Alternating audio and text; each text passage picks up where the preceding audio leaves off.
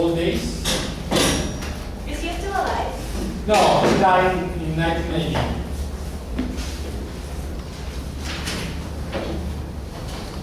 He was married 3 times. Margaret Mead was his first wife. ¿Quién? Margaret Mead.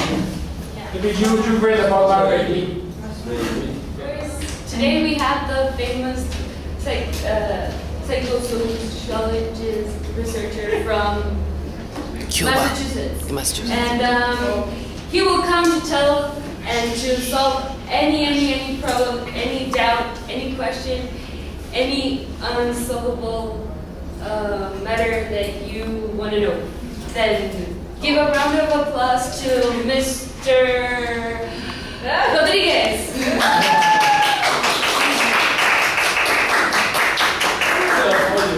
Very good. Yeah, please, take a seat. Thank you very much. How was your flight? It was okay. It was okay. Not first class, but was okay. Dallas is very cloudy, so you might have some trouble. Yeah, so we had to stop at Houston for a while, so but everything went fine. Thank I'm you. glad you're surviving. Thank you. No, Thank you. could you tell us some of your past research, or what you came to talk about?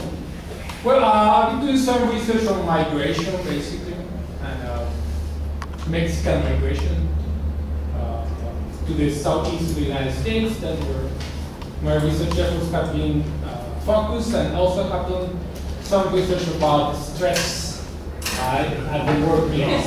Basically, that's my background. And there's a new book you're have written, or what are you? I'm writing a book. It's gonna be like a guide, a study guide about how to understand Bateson. Because in my education, I have had a lot of problems sometimes to understand this guy that is like very famous and very important for A complex research. writing. Yes, so I'm still not understanding him, but that's why I'm writing this study guide, so for students like your beautiful audience, so can be more prone to understand these guys. So you came here to talk about Bateson and Yeah, theory. if you like. More to the systemic side, right? Yeah, basically, we can go just with Bateson, and then we can talk about some applications of this. Yeah, what about talking about Bateson first and then his theory? Okay, okay. I don't know. What would you like to do? Who was Bateson? Who was Bateson? That's a good question. He was an anthropologist. He was born in the 1900s. There's a funny story about him, because he's the third son of a famous scientist. And his older brother died, and he was going to follow the steps of his father. And the second brother committed suicide, but in a public way. He publicly suicided. So, and he was the third. So now it's time for him to follow the steps of his father, who was very famous as a biologist, but he was not interested in biology. So all of the pressure of his father was on him, although he was not very interested in being a biologist. And so he had the death of his 2 older brothers, who were supposed to follow the steps of his father. So that's very, very interesting. And he started to do research in anthropology. Yeah. In what kind of area? Cultural anthropology. And that's what you're going to explain us today. Yeah, if you want, or you have some questions. I understand that your audience has read some about. Yeah, no, the audience that read about Bateson, that it's a very naive audience, and we want to know more about Bateson. The first question we have right now is, could you explain more about chemogenesis? Chemogenesis. Okay. Well, that word is focused on the idea of creating social division. That's what the word means. Like in these books, is social division. And social division is like a mechanism to regulate societies. So he talks about two schismogenesis. One is complementary, and the other one is symmetrical. Supposedly, they are both designed to maintain the status quo of societies. They are like, we just learn from them. It's like, let me give you an example. How do we become Christian? You have an idea? How do we become Christian? How do we become Catholic? Christian. But how? How do we get to know and to believe in God? We have faith in something. How is faith created? A necessity, or you learn it? You learn it. And how you learn it? You just go to the church and you pray. And then the belief comes later. It doesn't matter that you don't believe at the beginning. You just go to the church, pray, and do all the rituals, and then with the time, you will be Catholic. Although, just by doing. So that's the way that these operations are created, with habits, with cultural patterns. The complementary is like the most famous. It's like here in Mexico, we talk about machismo. You know that? I know. Machismo. So we don't have machos here, right? No. No machos here, no? So, but what is the complement of machismo? Submissive woman. And that is also called Marianismo. That regards to the Holy Virgin, okay, Maria. Okay. So in this case, there is no macho if there is no a Mary to submit. Okay. Right. In this case, they are very complementary. We cannot understand submissiveness without machismo in our Mexican way of thinking. Okay? So that would be a complementary schismogenesis. So supposedly they complement because the woman is going to be in charge of the children, is going to be in charge of the house, Right. and the macho is going to be in charge of bringing all the money, the income. So, but they are assisted together. We can understand them separate. They are all together. Okay, that would be complementary. Okay. But on the other type, symmetrical. So they try to go doing more of the same. In this case, the exemplary explanation would be the arms race, for instance. So the United States gets weapons, the Russia gets weapons. So, and the more they get weapons, the more stabilized gets the world. Because everyone is armed now. But that gives peace to the whole world. And that will be symmetrical. Okay? Which is a different way of schismogenesis. So you try to provide the same characteristic to A, B, C, or D? Okay. That would be like the symmetrical. Obviously, symmetrical is more dangerous than complementary. Right. Because it's like a fight. It's more competitive. So Can you bring down the system? Correctly. That would be the problem. Okay. That it could break down the system. Too much of a complementary schismogenesis. And too much complementary or symmetrical to bring down the system in any Yeah. The other schismogenesis type, the complementary, would also create destruction but takes more time. Let me give you this example. It's like the psychologist-patient system that goes for many years. Many years. It's complementary because the psychologist is giving the treatment and the patient is receiving it. So, but if there's no emotion in that relationship, then with the time it's going to be a lot of boredom. Right. So, and it could die. No? but not in a peaceful way, to say it like that. Same thing happens to some couples, that they just get very bored with each other, that with the time they are totally strangers, and the relationship finishes in a peaceful way. Okay? The symmetrical way of finishing a relationship is way more dangerous, because like we need to fight and then and the other and some of the beach, this type of aggression, and that could lead to destruction, but more violent destruction. That's right. Thank you for defining schemiogenesis and to give us some example of it. My pleasure. Then the next question would be the example. Could you give some examples of metametric differentiation? Metametric? Differentiation. Okay, well that's not going to be easy, but I'm going to try to do my best. Okay. Okay, so it's like, we have, let me give you an example. I'm walking in an airport, okay? And then I started to realize that some speakers are talking to me. And they say, don't put more waste on the basket, it's full. And I go walking and I still listen to the same message. Don't put waste on the basket, it's full. I said, so I'm getting paranoid. And no, it was true. The speakers were talking to me.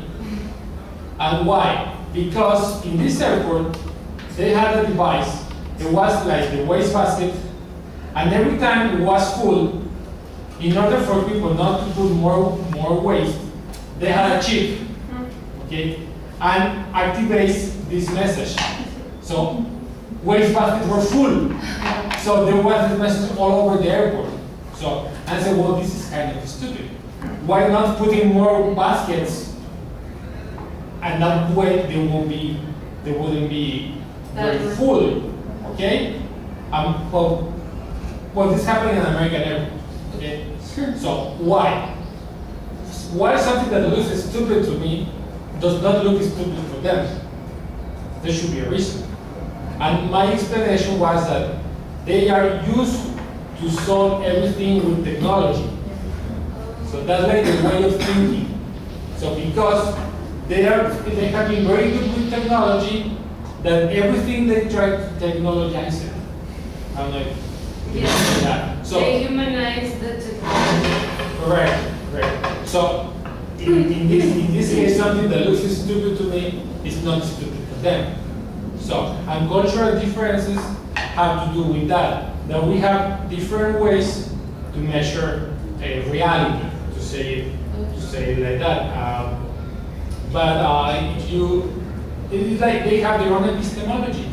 Okay? And maybe they had another intention to educate people, maybe. And you know this behaviorist style of education? Yeah. So it's cause and effect. So if you do something and then you have punishments, or you won't do it again. Maybe that was another intention. But it's part of their epistemology. Perhaps I look stupid for them in some things I do, because it doesn't make sense to them. They're not used to. It's not part of their epistemology. Right. Going back to the schemiogenesis, so Bateson looked every culture, he divided the culture as in symmetrical or complementary, right? There wasn't another one to fit any culture in, or they were only that two? Well, he talked about also reciprocity, which is not schismogenesis. So that's a way to keep the balance, but in a more democratic way. In my opinion, reciprocity would be like the ideal way of controlling the balance in cultures. Okay. There are examples of reciprocity, but it seems that we humans are very competitive and we are very aggressive, maybe by nature. So it's more difficult to get reciprocal. It's like people who are volunteers. You say, oh, they are very good people. Oh, so they're very good. have a good heart. And sometimes deep inside of them, they want to be volunteers because they like the recognition of being volunteering. Of So, saving something. and they look good to other people. So the question is, To be here. so does that really exist, volunteering, because they want to get something back? The next question is, what is national character? Well, that's an essay that he wrote. So national character would be like a construct. What differentiates nations? If you say, what would be the national character of Mexican people, American people? Okay. And his criticism was that if you give like a list of adjectives, okay, well, why don't we ask your audience? So, how are Mexicans like? Yes. Party people. Loving people, loving people. What else? Happy people. Happy people, lazy people, Drunk people. hey, Drunk. drunk, okay. They collaborate, they work in teams. Narco people. They're very family oriented. Family oriented, okay. Religious, very religious. Religious, okay. So what he criticized was this way of describing national character by giving a list of adjectives. Instead of that, he proposed bipolarities. Instead of thinking that Mexicans are happy, so what is the complement of happy? Sad. Could be sad. So sad and happy in what system are embedded? Mood. Mood could be what else? Emotions. Emotions. So emotions is like a higher order system that could involve both happiness and sadness. So we could say that instead of being happy, we are emotionally oriented. Okay. Instead of just happy or just sad. He englobes the Mhm. the characteristics. Ah. Okay. So he gives like a frame of reference Correct. to direct like to talk about a culture, right? Correct. That's correct. This will be the last question. Okay. How does it apply in real case, in a concrete case of a family? The Bateson theory. Okay. Yeah. I think the easiest one to explain is the symmetrical schismogenesis. Okay. In almost in any family session or a couple session, so we can detect if the system is symmetrical or complementary. Okay. Let's see. You are talking to me. Okay. I am the therapist. And I can behave very complementary. And every time you speak about what I did, oh, it's very interesting. Tell me more about it. Okay? That would be complementary. But what about if I go, I don't understand what you're saying. That doesn't make sense to me. So I go symmetrical. I'm going to challenge you because of the style of the therapy, so because I try to change your epistemology. Okay? If I would have to divide, for example, Rogers would be very complementary. That's So right. he will make feel people very comfortable. Oh, I love to be with this guy. He always nods. Yeah, so Fritz first would be very symmetrical. He would challenge people right at the beginning. Yeah. And he would try to make some ridiculous things about people who say. Okay? So he would be very symmetrical. And this happens to couples also. When you have like a symmetrical family, that everyone is fighting, so and you behave complementarily, you are not in the logical type of the people. You need to learn how to struggle with that symmetrical typing. That would be the metametric differentiation. Because if they're okay, if I just listen to them, the system is going to eat me. I need to behave a bit more symmetrical in order to be in the logic of the family. Right. Okay? Or perhaps I can say I don't like working with symmetrical families. So you just get Back. away from them, so I cannot treat you because I don't feel secure with these fights. Although you need to show some ways of how to work when you identify what is the pattern of the family. Okay. I don't know if you want to explain anything else or our audience. No, I'd like to talk to you with your audience. Maybe they have. Some questions, doubts, or comments you have to our guest. Yes, I have one. Yeah. In the book of Ecology of Mind, Mhm.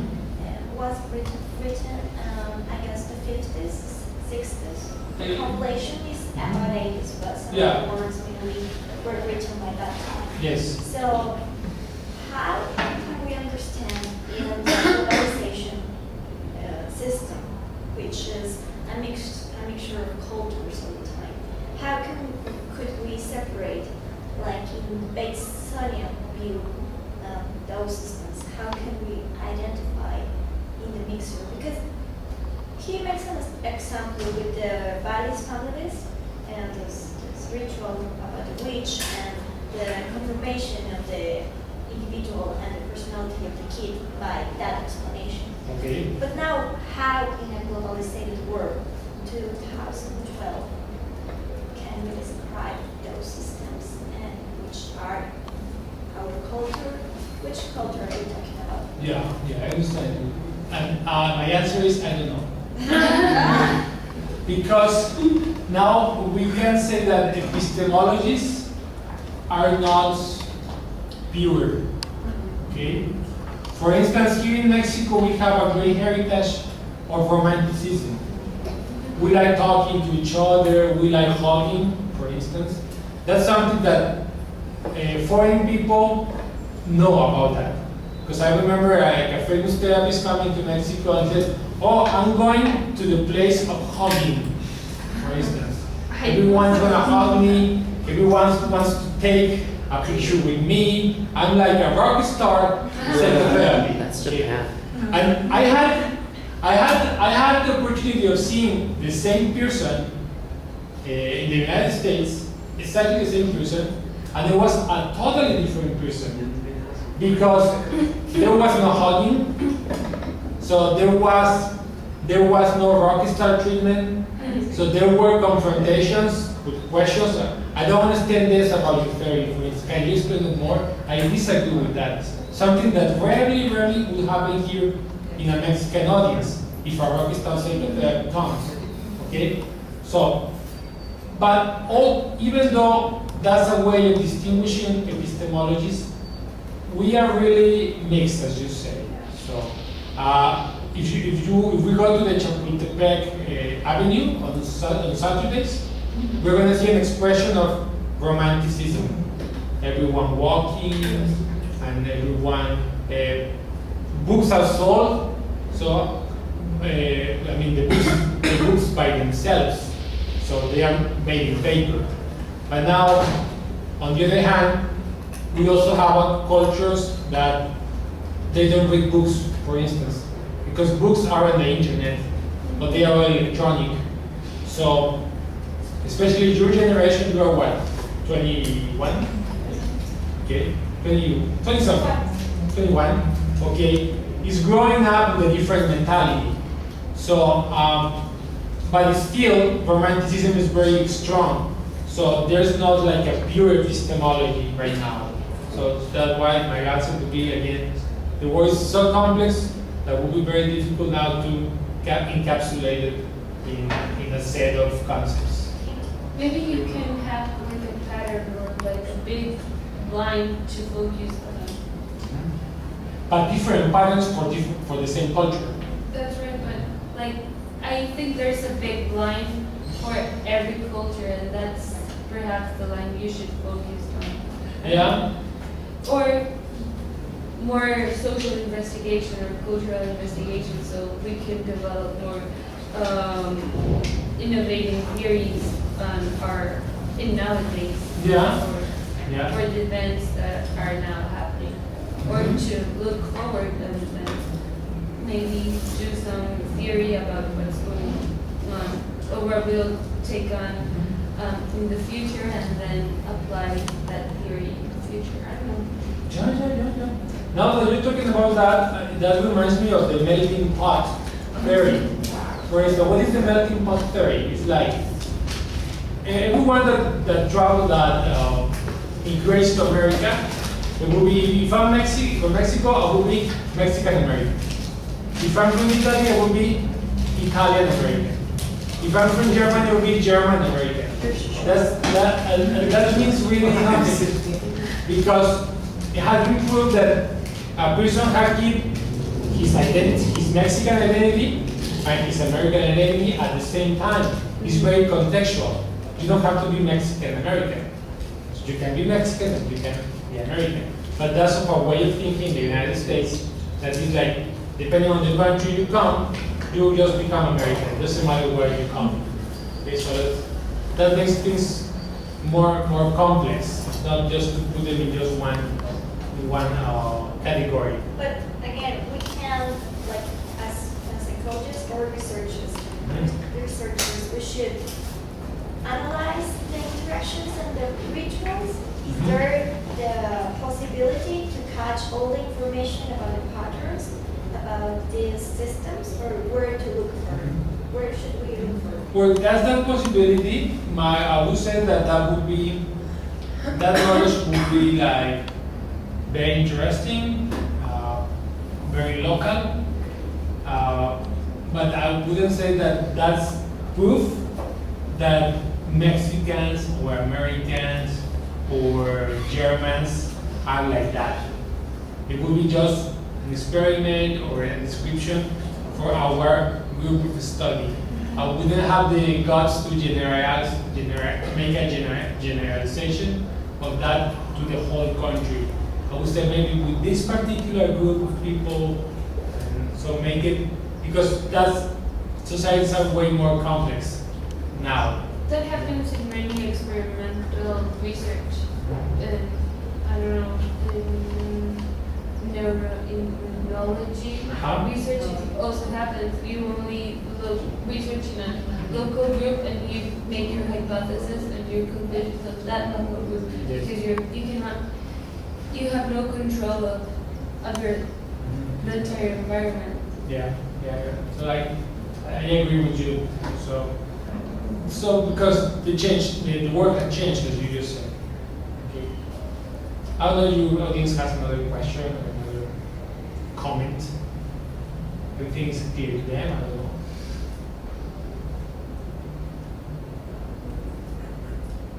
If you should need to save the world by base of theory, can you do it? What we're saying is that some of the concepts are obsolete nowadays, but which ones will still function in our globalized world? That's the question? Well, I would say the schismogenesis concept is still very useful, especially because he tried to create an epistemology. He didn't try to create a theory. He tried to create an epistemology.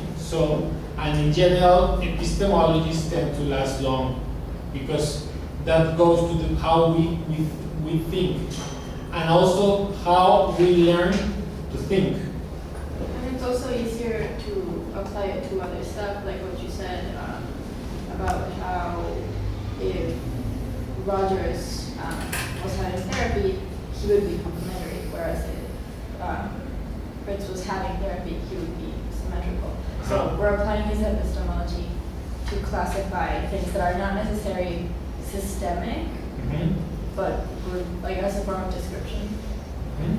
Yeah, we can look at things from a systemic point of view, although they didn't think it as systemic. That's right. Okay. So because it's a way of looking at things. So now that you talk about that point,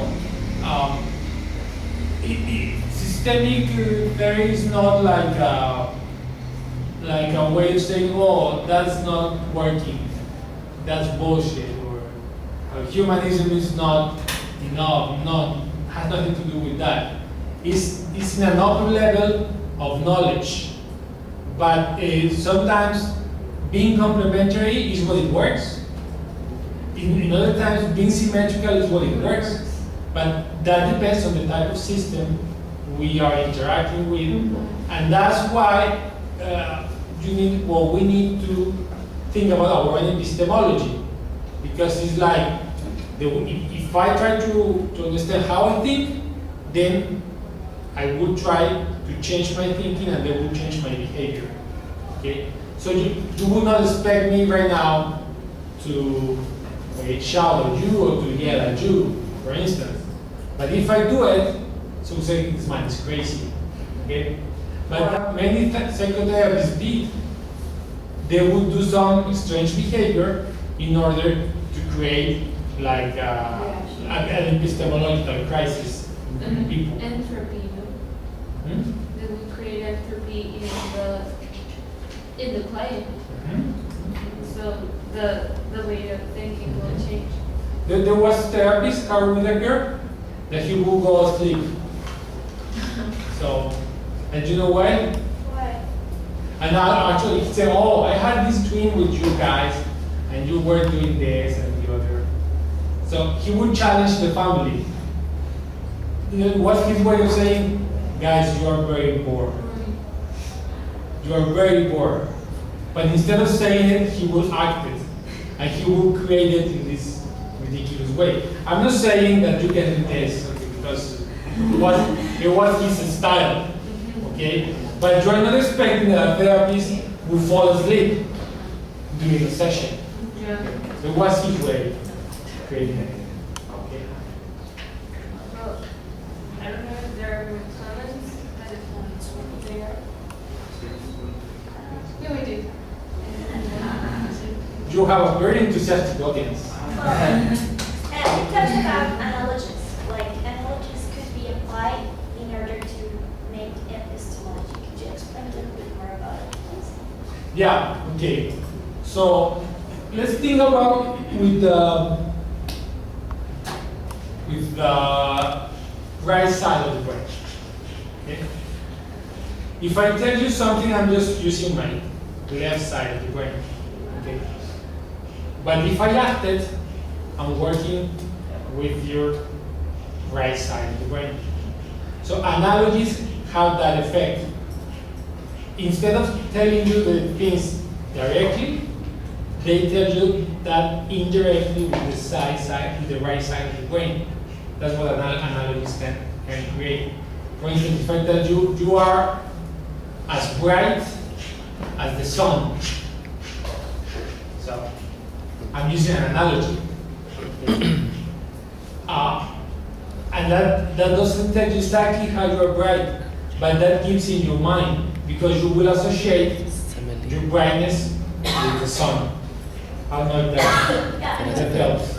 But he actually mentioned that when we don't understand some abstract concepts, we can apply analogies in order to understand everything. He said something about his previous work as a biologist.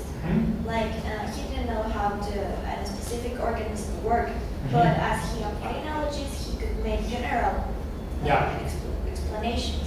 That was more a little bit of my question. How can we find those analogies that applies for every abstraction? Okay. Well, I don't know if it applies for every abstraction. In working with a family, for instance, that's where your question goes? Yeah. Okay. Or with a client. It doesn't have to be a family. In a one-to-one situation, then you can use analogies. Okay? And think about, have you ever had a client that you don't like to see again? You say, oh, I hope he doesn't come. Okay. So that's an analogy. Okay? And maybe that type of relationship is a relationship he creates outside of the systemic, of the therapeutic system. Okay? So if you are able to reflect that to him, so he will understand the analogy, but not just in the therapeutic system, but also in his real life. Because you said, you try every time I speak, you interrupt me. Example. No, that would be very direct. I said, I wonder if you do that in the real world. Then you take the person with an analogy to the real world, instead of going into a real fight with him. I don't know if that helps. Okay. Well, I think. Are we out of time? I don't know, but. No commercials here? We don't have commercials? No. We like, No one pays for it. oh, okay. We can go to an It's intermission. an autonomous TV channel. Oh, okay. Yes, basically, yeah. Thank you very much. Yeah. We are great followers of Clase. Well, thank you for this interview. Very welcome. And, I hope you have a great time here. I did. And Clap.